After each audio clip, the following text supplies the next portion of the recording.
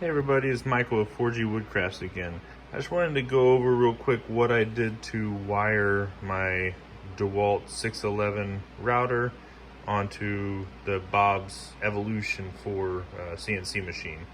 So since I have this thinner drag chain to allow it to fit in between the screws on here so it lays flat, I got a smaller one. But what it does is it doesn't open up here. So all the cables had to be actually ran through. And so for the power cord for the router, that wasn't possible. So what I did is I got a 15-foot extension cord and I ran it through there and up here. And I just took I took the top of this off and I took the old cable off right here. And I redid the wires. And so the wires you need to worry about are this white one that goes into this block right here, and the black one that gets routed around here and it goes to the power switch. It's quite a bit of work to reroute them if that's what you're gonna do.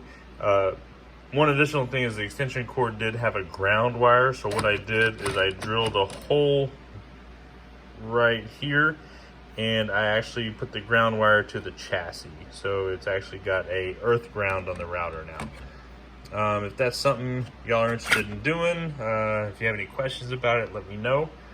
And just wanted to show you what I'm doing. I'll let you see it when it's all complete. All right, so I have everything closed up now and I did test it. So it does work. Turn it down.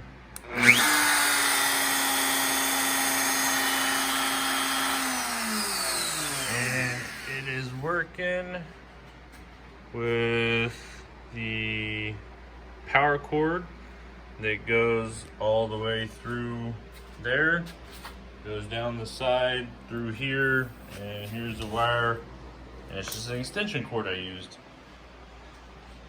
And that is my DW 611 router on my Bob's Evolution 4 CNC machine. The router is not fully mounted and the Z-axis is not all tightened down yet. So I'm gonna do that in my next video. Don't forget to like and subscribe. I'll see you next time.